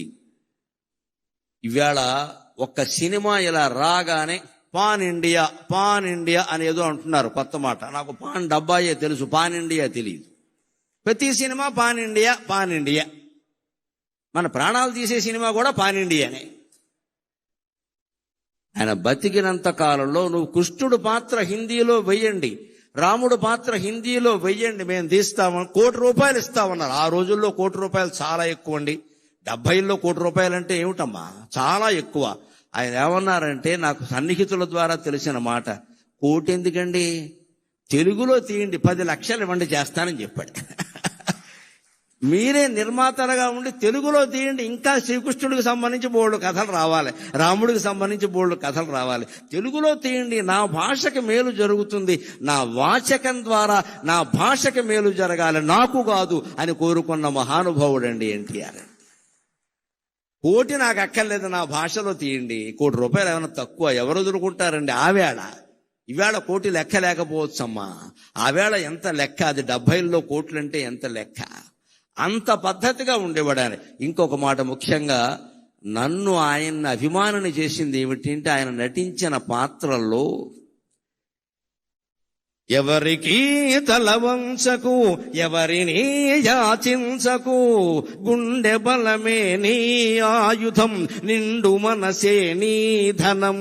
ఎవరికి తలవంచకు, ఎవరిని యాచించకు, జీవితమే ఒక వైకుంఠపాళి, నిజం తెలుసుకో భాయి. జీవితమే ఒక వైకుంఠపాళి, నిజం తెలుసుకో భాయి. ఎగరేసే నిచ్చెనలే కాదు, పడదోసే పాములు ఉంటాయి. చిరునవ్వులతో విషవలయాలను ఛేదించి ముందుకు పోవోయి, ఛేదించి ముందుకు పోవోయి. ఎవరికి తలవంచకు, ఎవరిని యాచించకు. ఇది నన్ను ఆయనకి అభిమానం చేసింది, ఆయనకి అభిమానం చేసింది. ఆ పాట రాసిన వారికి, పాడిన ఘంటసాలకి నేను నమస్కరిస్తే రామారావు గారికి 2 చేతులు ఎత్తి నమస్కారం చేస్తా. ఆ తెర మీద ఆయన ఎవరికి అని ఇలా అంటుంటే, జీవితంలో ఎవడి దగ్గర చెయ్యి చాపద్దు అని ఆ రోజు గరికిపాటి నరసింహారావు నిర్ణయించుకున్నాడమ్మా. ఈ రోజుకి నేను అలాగే ఉన్నా, ఈ రోజుకి నేను అలాగే ఉన్నా. నాకు చెయ్యి చాపాల్సిన అవసరం రాకుండా చేసింది కూడా ఆయనే, నిజం చెప్పాలంటే. ఆయన ఆశీర్వచనం గాని అభినందన గాని సామాన్యమైంది కాదండి. చిత్తశుద్ధి కలిగిన మహానుభావుడు ఆయన. లోపలోటి పైకోటి మాట్లాడే రకం కాదు. ఎవరితో తగద వచ్చినా సరే ఉన్నదోనోడు చెప్పేస్తాడంతే లెక్క. నచ్చలేదంటే నచ్చలేదంతే. అటువంటి వాడు ఆశీర్వదిస్తే అవుతుంది ఖచ్చితంగా. నటన చేసేవాళ్ళు ఆశీర్వదిస్తే అవ్వదు, నిజాయితీగా బతికేవాడు ఆశీర్వదిస్తే అవుతుంది ఖచ్చితంగా. నేను ఆయన తెలుగు విశ్వవిద్యాలయం పెట్టినప్పుడు, ఆయన తెలుగు విశ్వవిద్యాలయం స్థాపించినప్పుడు ఆయన ఏం చెప్పారంటే, ఈ విశ్వవిద్యాలయం నా మానస పుత్రిక అన్నారు ఆయన. నా మానస పుత్రిక అన్నారు. 85లో స్థాపన చేశాక 87లో మొట్టమొదటిసారి ఎంఫిల్ బ్యాచ్కి ప్రవేశాలు కల్పించారు. రాష్ట్రం అంతా ఉన్న వాళ్ళందరూ ఎంఫిల్ ప్రవేశ పరీక్ష రాశారు. నేను అప్పటికే 84లో ఎంఏ ఉస్మానియా విశ్వవిద్యాలయం ద్వారా మామూలు ప్రైవేటుగా చదువుకుని నేను ఉత్తీర్ణుడిని అయ్యాను. ఎంఫిల్ ప్రవేశ పరీక్ష పెట్టగా నేను పిహెచ్డీ చేద్దాం, చేస్తే యూనివర్సిటీ ఉద్యోగం ఏదో వస్తుందంటున్నారు, ఈ మామూలు ప్రైవేట్ స్కూల్లో మాస్టర్గా ఏం బతుకుతామని ఓ ప్రయత్నం చేశా. ఏం పెద్దగా ఏం తయారవలా. ఊరికే ఏదో అడుగుతారన్నారు, ఎవరు చెప్పిన వాళ్ళు కూడా ఎవరు లేరు, ప్రత్యేకించి ఏం అడుగుతారు. 4 ప్రశ్నలు ఉంటాయి, 4 పాతికలు 100 అన్నారు ఆయన. మేము వెళ్ళాం, ఊరికే రైల్లో పడుకుని వెళ్ళాను, స్లీపర్ కోచ్లో. నాకు తోచిన మాటలేవో రాస్తే ఆశ్చర్యకరంగా ఎంఫిల్ ప్రవేశ పరీక్షలో నాకు రాష్ట్రం మొత్తం మీద ప్రథమ స్థానం వచ్చింది. రాష్ట్రం మొత్తం మీద ఏమీ తయారవకుండా నాకు ఏదొస్తే అది రాస్తాను. అప్పటికే ఉన్న పరిజ్ఞానంతో నాకు 17 ఏళ్ల వయస్సు నుంచి రామాయణ భారతాలు కావ్యాలు చదువుకునే అలవాటు ఉంది కాబట్టి ఆ ఉన్న పరిజ్ఞానంతో రాస్తే సమాజానికి సాహిత్యానికి సంబంధం ఏమిటని ఒక 25 మార్కుల ప్రశ్న అడిగితే దానికి నేను 25 పేజీలు సమాధానం రాస్తే ఆ దిద్దే ఆయన 25 వేసేసాడు. అనుమానమే లేదు. ఇంకా ఇంత మంచి మాటలు ఎవడు రాయను. అయ్యాక నాకు ఒక అపూర్వ దర్శనం కలిగింది. నేను ఆయనకి ఎంత గాఢాభిమానిని అంటే, కోడలు దిద్దిన కాపురం ఆయన 100వ చిత్రం కదండి, 100వ చిత్రం, ఆ 200ల చిత్రం. కోడలు దిద్దిన కాపురం 200ల చిత్రం. అప్పటికి నేను చిన్నకురాండి.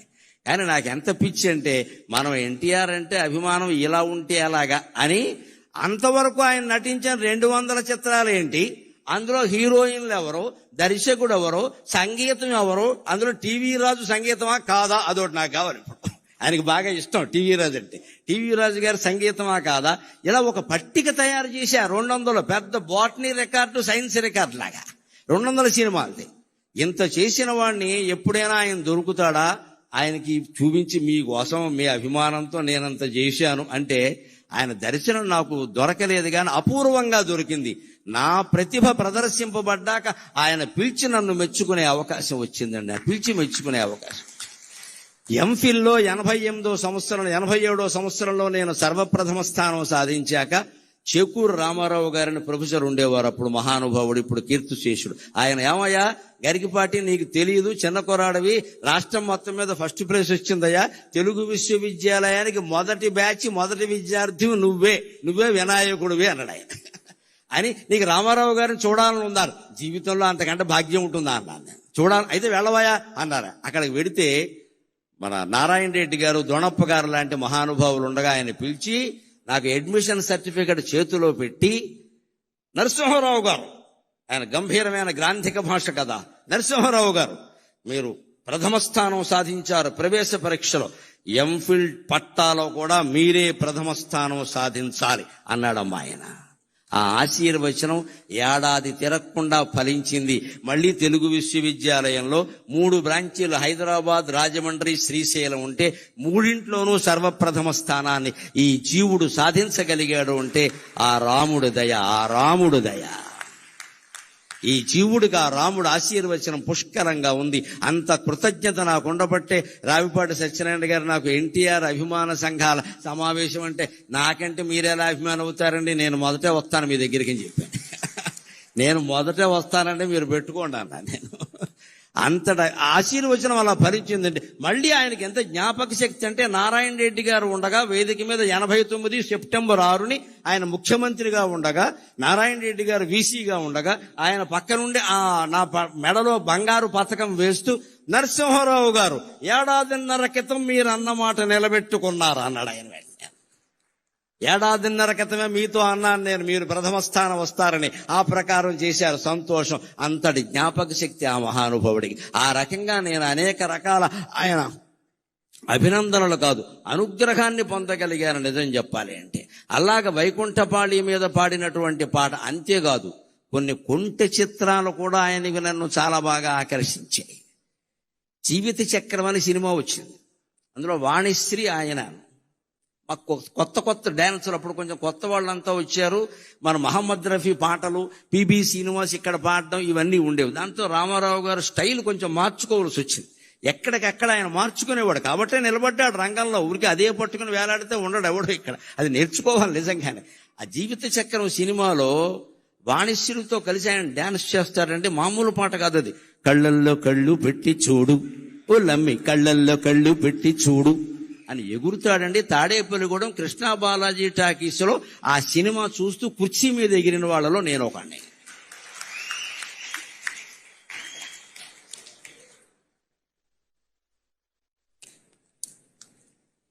నాకు ఇది ఒక అవకాశం. ప్రవచనాల్లో చెప్పలేని మాటలన్నీ ఇక్కడ చెప్పేయచ్చు. ప్రవచనాల్లో ఈ మాటలు చెబితే ఖాతాలు పోతాయి. ఇక్కడైతే అన్నీ చెప్పేయచ్చు అయ్యాను. తాడేపల్లిగూడెం కృష్ణా బాలాజీ టాకీస్లో జీవిత చక్రం సినిమా చూడడం కోసం కాలేజీ కడుతున్నామని ఇంటి దగ్గర అబద్ధం చెప్పి 8:30కే వచ్చేసి అక్కడ రిజర్వ్ టికెట్ కోసం చెయ్యి విరగొట్టుకున్న వాళ్ళు నేను ఒకన్నాను.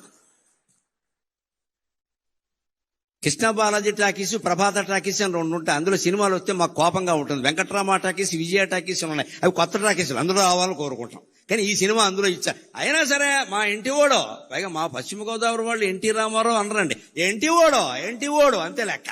మా ప్రేమ మాది, మా ఇంటి ఓడో మా సినిమా. ఏంటి చెయ్యి ఉంటే ఉంటుంది, పోతే పోతుంది అని అందరం నుంచున్నాం అంతే. అలాగా నుంచి నిలబడి కళ్ళల్లో కళ్ళు పెట్టి చూడు అని సీట్ ఎక్కి ఎగిరేసిన వాళ్ళు నేను ఒక. అలాంటి సరదా డాన్సులు కూడా ఆయన అద్భుతంగా చేసేవాడు అండి, అనుమానమే లేదు ఎక్కడ. అలాంటి పరిస్థితుల్లో అంతేకాదు, ఇంకొక మాట మనం ప్రత్యేకంగా చెప్పుకోవాలి. నేను ఒక 15 ఏళ్ల క్రితం అక్కినేని నాగేశ్వరరావు గారి అశీతి మహోత్సవంలో పాల్గొన్న 80 ఏళ్ల పండుగ. అప్పుడు గుమ్మడి గారు ఉన్నారు. సరే, అక్కినేని, నాగార్జున వీరందరూ కుటుంబ సభ్యులు అందరూ వచ్చారు. అప్పుడు నేను వేదిక ఎక్కుతుంటేనే రవీంద్ర భారతిలో గుమ్మడి గారు, నరసింహరావు గారు, మేము మీ పద్యాల కోసం వచ్చాం అన్నారు. సరేనండి, మిమ్మల్ని సంతోష పెడతానులేండి అన్న. నేను వేదిక ఎక్కాక నాగేశ్వరరావు గారు ఉండగా, నేను ఈ సభకి రావడానికి కారణం ఏమిటంటే నాగేశ్వరరావు గారికి క్షమాపణ చెబుదామని వచ్చాను నేను అన్నాను. ఆయన కూడా ఆశ్చర్యపోయి చూశాడు. ఏం నాకు చెప్పే క్షమాపణ అంటే, మేము మా రామారావు గారి మీద ప్రేమతో మీ పోస్టర్ల మీద పేడ వేసామండి, అందుకని చెప్పడానికి వచ్చాను. మా అభిమానాలు అలాగే ఉండేవి, అనుమానం. ఎందుకంటే మా కోపం ఏంటంటే, మా బాధ మాకు ఉంటుందండి. అభిమానం అంటే అభిమానమే, ఇంకా అక్కడ ధర్మాధర్మాలు ఉండవు అక్కడ. పైగా మా వయసు ఏంటి, 70 ఏళ్ళ, 20 ఏళ్ళు కూడా లేవు. మేము మా రామారావు గారు కృష్ణుడు వేశాడు. శ్రీకృష్ణ విజయం అని సినిమా ఎంఎస్ రెడ్డి గారు తీశాడు, కౌముది ఆర్ట్ పిక్చర్స్. రామారావు గారు కృష్ణుడు, మహోదరుడు అని విలన్ పాత్ర ఎస్వి రంగారావు వేశాడు. ఒక చిన్న నాట్యం కోసం ఎల్వి జయలక్ష్మిని పిలిపించారు, స్వర్గాన్ని నుంచి దించినట్టు. జయలలిత సత్యభామ వేసింది, దేవిక రుక్మిణీదేవి పాత్ర వేసింది, కాంతారావు గారు నారదుడు వేశాడు. ఇంత గొప్ప క్యాస్టింగ్ ఉండే సినిమా ఆడకుండా పోయింది. మరి మా కడుపు అండదా? ఎందుకని? దసరా బుల్లోడు కారణంగా పోయింది. అప్పుడు దసరా బుల్లోడు వచ్చింది సంక్రాంతికి. దసరా బుల్లోడు కారణంగా మా సినిమా ఆడలేదు. అది నాగేశ్వరరావు గారు అయితే, నాగలోకపతి అయితే మా సినిమా ఆడలేదు. మా బాధ మాది. అందుకని మాకు ఎలా ఉండేదంటే పేట చేసేవాళ్ళం అంతే. అందుకని నేను మొహమాటం లేకుండా తర్వాత ప్రవచనాలన్నీ మొదలు పెట్టాక తప్పు ఒప్పుకుంటే పాపం పోతుంది కదా, ఎందుకు వచ్చింది అని నాగేశ్వరరావు గారి సన్మాన సభలో నేను ఇది ఎందుకు వచ్చానంటే, మీకు క్షమాపణలు చెప్పడానికి వచ్చానండి. రామారావు గారి మీద అభిమానమే తప్పితే మీ మీద మాకేమి ద్వేషం లేదండి. మీరు మహానటులు, దానికే ఉంది. కానీ మా కోపంతో మేము చేసామండి. నిజం చెప్పారు కదండి, ఇంకెందుకు ఉంటాయి పాపాలండి అన్నాడు ఆయన. పైగా అప్పుడు ఆయన చెప్పారు, మా అభిమానులు తక్కువ వాళ్ళు ఏం కాదండి, వీళ్ళిద్దరూ కొడుకు తెచ్చారు లోకంలో, మేమిద్దరమే దెబ్బలాడుకోలేదండి, మా అభిమానులు రకరకాలుగా ఉన్నారు. ఎప్పుడు మహానటుల గురించి మనం ఏదో అనుకుంటాం కానీ, ఎన్టీఆర్, ఏఎన్ఆర్ ఎప్పుడు సూర్య చంద్రుల్లాగా తెలుగు సినీ ఆకాశంలో వెలుగుతూనే ఉంటారండి, వెలుగుతూనే ఉంటారు. సూర్య రశ్మి ఎంత అవసరమో చంద్రకాంతి అంతే అవసరం కదా. ఆ ఇద్దరు అలా వెలుగుతూనే ఉంటారండి. ఆయన సభలో ప్రత్యేకించి నేను ఈ విషయం చెప్పేసరికి ఆయన చాలా ఆనందించారు ప్రత్యేకంగా. ఇక ఇప్పుడు ఒక 10 నిమిషాల్లో ఆయన రాజకీయ జీవితాన్ని గురించి కూడా మాట్లాడతాను నేను. నటుడు నాయకుడై ఆంధ్ర వట విటపము, నటుడు నాయకుడై ఆంధ్ర వట విటపము, ఊడలునంగ జగమెల్ల ఊగజేయ. నటుడు నాయకుడై ఆంధ్ర వట విటపము, ఊడలునంగ జగమెల్ల ఊగజేయ. విశ్వరూపము చూపిన విశ్వనటుడు, నటుడు నాయకుడై ఆంధ్ర వట విటపము, ఊడలునంగ జేయంగ, ఊడలునంగ జేయంగ, ఊడలునంగ జగమెల్ల ఊగజేయ. విశ్వరూపము చూపిన విశ్వనటుడు, తెలుగు వెలుగవుచు ఒక వెలుగు వెలిగి, తెలుగు వెలుగవుచు ఒక వెలుగు వెలిగినతని, తెలుగు వెలుగవుచు ఒక వెలుగు వెలిగినతడు. తెలుగుకే వెలుగుగా, ఒక వెలుగుగా మిగిలిన మహానుభావుడు నటుడు, నాయకుడు అయ్యాడు. ఆ రోజు 83లో ఆయన రాజకీయ రంగ ప్రవేశం చేసి వెడుతుంటే ఒక సందర్భంలో నేను విన్నాను, నా కళ్ళతో చూడకపోయినా, ఈయనకి ఇంత దీక్ష ఉంటుందా అనుకున్నాను. అన్నం తినేవాడు కాదు. ఆ చైతన్య యాత్రలు అన్నం తినేవాడు కాదు. కానీ ఆరోగ్యం చెడగొట్టుకోలేదండి. రామారావు గారి నుంచి ఈ యువతరం నేర్చుకోవాలి. ఎప్పుడైనా సమయం లేకపోతే అన్నం తినకపోవచ్చు. ఇవాళ కూడా సాఫ్ట్వేర్ కుర్రాళ్ళు సమయానికి తినలేరు. కానీ తినవలసిందేమిటి? పిజ్జాలు తింటున్నారు, బర్గర్లు తింటున్నారు, అడ్డమైన గడ్డి తింటున్నారు, అన్నం తినడం మానేసి. రామారావు గారి నుంచి నేర్చుకోవాలి. అంత చైతన్య రథయాత్ర చేస్తూ మహానుభావుడు కుమారుడు హరికృష్ణ సారథ్యం చేస్తుంటే వెళుతూ ఆయన దారిలో ఆగవలసి వస్తే భోజనము కుదరదు అనేవాడు. మరి ఏం కుదురుతుంది అంటే కుంచెడు వేరుశెనగ గుళ్ళు పట్టుకురమ్మనేవాడు. కుంచెడు మళ్ళీ సరిపోవు, ఇక్కడ కొంచెం వేరుశెనగ గుళ్ళు, ఉడికించిన వేరుశెనగ గుళ్ళు పట్టుకొచ్చాక బెల్లం అది కేజీ ఉండాల్సిందే లెక్క. కుంచెడు వేరుశెనగ గుళ్ళు దగ్గర పెట్టుకుని ఉడికించినవి బెల్లం కేజీ దగ్గర పెట్టుకుని అరగంటలో నవిలేడే నేను చూశాను. అనుమానం వెళ్ళేది. అలా కాపాడుకున్నాడు ఆయన ఆరోగ్యాన్ని. ఇవాళ నేర్చుకోవాలి. ఇవాళ అన్నం తినే సమయానికి అడ్డమైన గడ్డి తింటారు, ఆ తర్వాత అన్నం మానేస్తున్నారు, కడుపులో మండిపోతుంది. ఏం తినాలి? పుష్టి కలిగించే ఆహారం తినాలి. ఉపవాసం చేస్తే కనీసం మజ్జిగ తాగాలి ఆ సమయానికి. ఉడికించిన వేరుశెనగ గుళ్ళు తినండి, బొంబాయి శనగలు తినండి, బఠానీలు తినండి, అవన్నీ మంచివమ్మా. అవి ఊరికి పూర్వం తినే తేగలు తినండి. అంతెందుకు ఈ కాలంలో బాగా వస్తాయి మొక్కజొన్న పొత్తులు తినండి, అన్నం అక్కర్లేదు, బోల్డ్ పుష్టి. ఇక్కడ కాల్చిన మొక్కజొన్న పొత్తులు తింటే అన్నం అక్కర్లేదు. ఎప్పుడైనా అన్నం తినని పరిస్థితి అటువంటివి తినాలి. కానీ ఆ బిస్కెట్లు, ఈ బిస్కెట్లు, ఈ చాక్లెట్లు, ఇవన్నీ తిని చాక్లెట్లు ఉంటే టాయిలెట్కి వెళ్తాం. ఉపయోగం ఏంటి? ఇక్కడ ఏం తినాలి? తినకు పరిస్థితులు ఉంటాయి. సినిమాల్లో ఉన్న వాళ్ళకి మరీ ఎక్కువగా ఉంటాయి. రాజకీయాల్లో ఉన్న వాళ్ళకి అన్నం తినే అవకాశం ఉండదండి. ఏం తినాలి? ఆరోగ్యం చెడిపోంది తినాలి. అందులో కూడా ఆయన క్రమశిక్షణ ఏమిటంటే అలా ఉడికించిన వేరుశెనగ గుళ్ళు, బెల్లం లాంటి ఆహారం తినేవాడు తప్ప బయట ఏదో పట్టుకురమ్మని తినేవాడు కాదండి. నియమం అంటే నిష్ఠే, నియమం అంటే నియమమే, నిష్ఠ అంటే నిష్ఠమే. ఆయన నుంచి అది మనం నేర్చుకోవాలి. ఆ రకంగానే రాజకీయ జీవితాన్ని గడిపాడు. ఇంకొక మాట మనం చెప్పుకోవాలి. తెలుగుతనం, తెలుగు జాతి అంటే ఆయనకి ఎంత ఇష్టం అంటే ఆచరించి చూపించాడు. 89 నుంచి 94 వరకు ఆయన ప్రతిపక్షంలో ఉన్నారు. ప్రతిపక్ష నాయకుడుగా ఆయన పాత్ర ఆయన చేశాడు. నేను అసెంబ్లీకి రాను అని మాట్లాడలేదు, వచ్చాడు ఆయన. ఖచ్చితంగా స్పీకర్ గారు ఉండగా చెప్పుకోవలసిన మాట. ఆయన వచ్చాడు. అంత మహానటుడు, అంత మహానాయకుడు ఓడిపోయిన దశలో కూడా అసెంబ్లీకి వచ్చాడు. ఆయన కర్తవ్యం ఆయన నిర్వర్తించి ఇటువంటి వాళ్ళందరినీ నడిపించాడు ఆయన శుభ్రంగా. ఆ దశలో కూడా ఆయన మనోధైర్యాన్ని కోల్పోలేదండి. అంతేకాదు ఆత్మాభిమానాన్ని కోల్పోలేదు, ఆంధ్రాభిమానం కూడా కోల్పోలేదు. 91లో పివి నరసింహారావు గారు నంద్యాలలో పోటీ చేస్తే తెలుగువాడు ప్రధానమంత్రి అవుతున్నాడు, మేం పోటీ పెట్టాం అన్నాడమ్మా, అన్నాడమ్మా, అన్నాడమ్మా, అన్నాడమ్మా, అన్నా అన్నా అన్నాడమ్మా, అన్నాడమ్మా. మరొక మొగాడు ఉన్నాడా? మరో మనిషి ఉన్నాడా? ఎంత స్వార్థం ఇవాళ రాజకీయాల్లో, ఎంత స్వార్థం. సానుభూతి చూపించవలసిన చోట కూడా పోటీలు పెట్టేస్తున్నారే. ఆయన శుభ్రంగా ఆయన నిలబడితే పివి నరసింహారావు గారి పరిస్థితి వేరుగా ఉండేది. చాలా కష్టం నెగ్గడం అది. అందులో సానుభూతి ఉంది ప్రజలకి.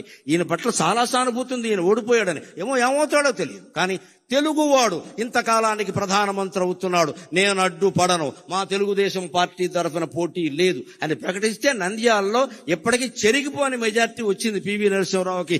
ఎన్టీ రామారావు దయ వల్ల వచ్చింది. ఎన్టీ రామారావు దయ వల్ల వచ్చింది. ఔదార్యం అంటే అది, ఔదార్యం అంటే అది. ఆయన సంచలనాలు చేశాడు, సరదాలు చేశాడు. సంచలనాలు చేశాడు, సరదాలు చేశాడు. రాజకీయాల్లో ఉండగా నిజంగా కార్టూనిస్టులందరికీ రోజు మ్యాటర్ దొరికింది అంటే ఎన్టీ రామారావు దయ్యనండి.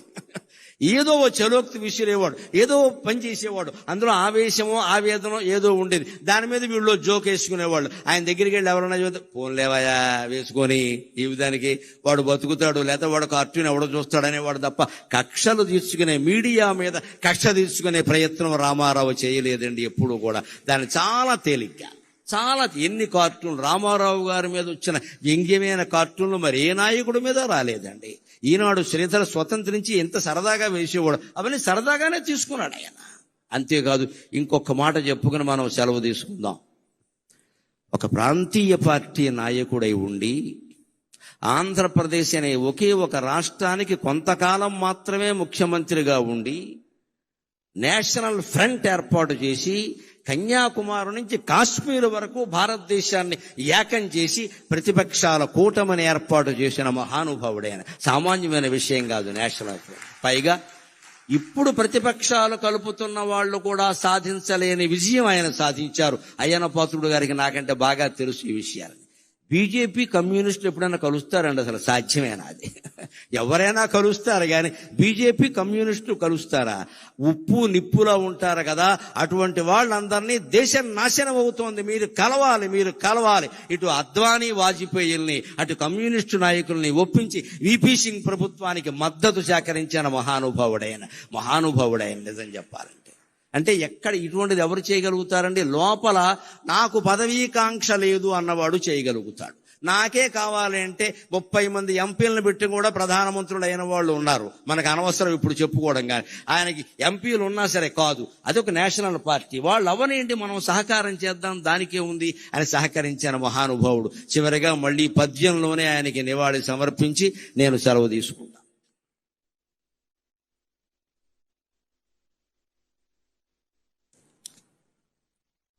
విశ్వఖ్యాత నట ప్రపంచ. రామారావు గారి సంతోషించాలి అంటే మంచి సమాస ధాటితోనే ఉండాలి పద్యం. తేలికైన మాటలతో చెబితే ఏమయ్యా గరికిపాటి ఇలాంటి పద్యం చెప్పేవాడు రాత్రి కల్లోకి వస్తాడు ఆయన. అందుకని మంచి సమాస ధాటితోనే ఉండాలి పద్యం ఖచ్చితంగా.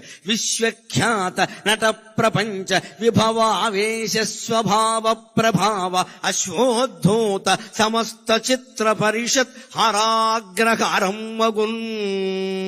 విశ్వఖ్యాత నట ప్రపంచ విభవావేశ స్వభావ ప్రభావ అశ్వోద్ధూత సమస్త చిత్ర పరిషత్ హరాగ్రహారం మగున్. ఏ శ్వానమ్ములు అవేమి వాగుకొనని ఈ సింహము ఆ సింహమే. ఏ శ్వానమ్ములవేమి వాగుకొనని ఈ సింహము ఆ సింహమే. శశ్వచ్ఛాంతిని రామరాయుడుగను. శశ్వచ్ఛాంతిని రామరాయుడుగను. స్వర్గమునందు అంతటన్. ముగిస్తూ నేను ఆనందించే ఒక్క మాట ఏమిటంటే, 2021లో నా కాలికి గండపెండేరం వేస్తే బెంగుళూరులో దాని మీద ఒక బిరుదం రాశారు. విశ్వవిఖ్యాత అవధాన సార్వభౌమ అని రాశారు. నేను అనుకున్నాను ఇది కూడా ఎన్టీ రామారావు గారి అనుగ్రహమే అనుకున్నా. ఎందుకంటే ఆయన విశ్వవిఖ్యాత నట సార్వభౌమ. ఆయన దయ వల్ల మనకు వచ్చింది విశ్వవిఖ్యాత అవధాన సార్వభౌమ. ఆయన రంగంలో ఆయన విశ్వవిఖ్యాతుడు. నా రంగంలో నేను ఆయన అభిమానిగా విశ్వవిఖ్యాతుడిని కాగలిగాను. ఈవేళ 12 కోట్ల మంది తెలుగు వాళ్ళలో 75% మంది నా మాటలు వింటున్నారు అంటే నా తల్లిదండ్రుల పుణ్యం. నా పెద్దల దయ, రామారావు గారు లాంటి వారి ఆశీర్వచనం. ఈవేళ బయటికి గడితే పదవుల్లో ఉన్న వారి దగ్గర నుంచి ఊరికే పారిశుధ్య కార్మికుల వరకు కనపడి మేము వింటున్నాం గురువు గారు అని నమస్కారం చేస్తుంటే నా ఒళ్ళు నేనే గిల్లుకుని ఆనందిస్తున్నానమ్మా. అభిమాన లోకానికంతటికీ కృతజ్ఞతాపూర్వకంగా నేను నమస్కారం చేస్తున్నాను. నచ్చిన జాలు మీకు వదనంబులు విచ్చిన జాలు. నచ్చిన జాలు మీకు వదనంబులు విచ్చిన జాలు. సాహితీ సచ్చరితంబు బాడుటకు జన్మములెత్తెదా వెనవేలు.